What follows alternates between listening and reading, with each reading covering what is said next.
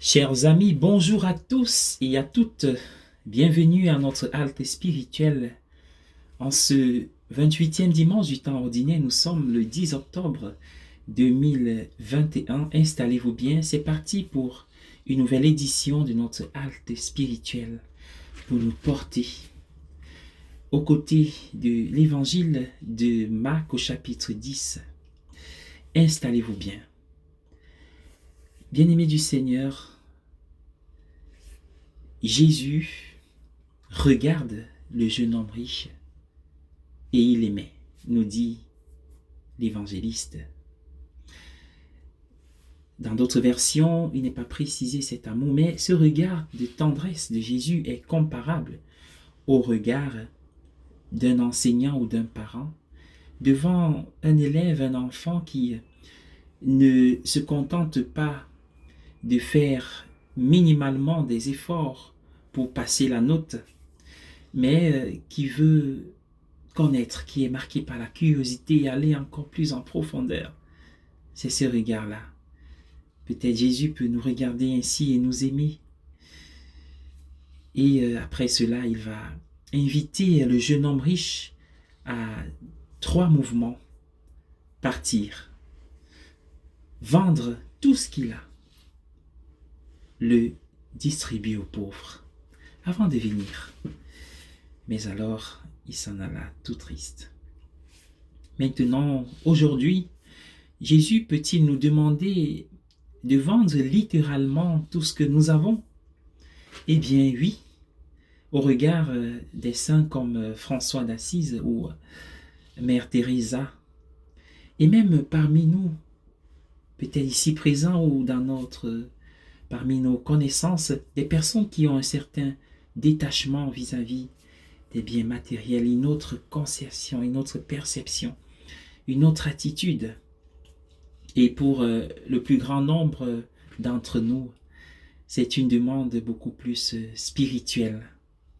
Et la question ne serait pas quels sont les biens que tu possèdes, mais plutôt quels sont les biens qui te possèdent. L'obstacle dans la vie de ce jeune homme riche, c'était son attachement démesuré aux possessions terrestres. Ce jeune homme avait certainement beaucoup de biens, comme il est dit, au prix soit de l'héritage ou du travail, rien n'est dit sur l'origine de cela, mais il devait être très intelligent. Et il lui était demandé aujourd'hui, là, de tout perdre. Et c'était dur. Se vider pour venir suivre une personne, Jésus. Mais la bonne nouvelle, tenons-nous tranquilles, au cœur de ce texte est que le salut de ce jeune homme riche n'est pas en péril. Il s'agit d'une personne qui a déjà opéré une certaine démarche, qui est à un certain niveau dans la mise en pratique des commandements. Mais il voulait passer à un niveau supérieur. Il voulait passer à autre chose, comme chacun d'entre nous. Il veut franchir le palier supérieur. Il veut mettre la barre haute. Et alors Jésus lui propose la barre. Va vendre tout ce que tu as. Et nous aujourd'hui, si Jésus nous demandait de franchir le palier supérieur, serions-nous prêts? Il serait question alors de vider notre coupe totalement pour laisser Jésus la remplir de quelque chose de meilleur. C'est comme Saint Augustin qui définit la foi comme étant le fait de donner à Dieu une feuille de papier blanche et lui laisser le soin d'écrire ce qu'il veut là-dessus.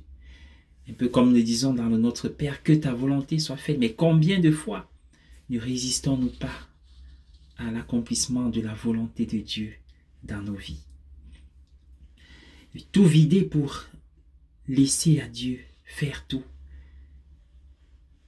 En effet, ce vide en nous, ce trou, a parfois à la forme de Dieu, mais nous le remplissons, le vide, par plusieurs autres choses. Ce sont des attachements aux possessions, des dépendances, des désirs, etc. En effet, dans notre relation à l'argent, parfois, beaucoup ont trouvé la solution. Vivre théoriquement pour Dieu et pratiquement pour autre chose. En effet, lorsqu'on est installé dans un confort, il est difficile de se déraciner, de quitter, de partir en aventure. Alors Jésus nous propose aujourd'hui de partir en aventure. De quelle aventure s'agit-il? L'aventure du chasse des l'aiguille, le trou de l'aiguille.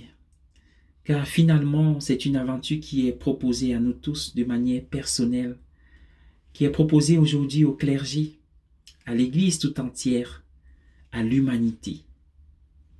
C'est une démarche qui consiste à réaliser qu'il faut toujours abandonner quelque chose derrière soi pour avancer librement.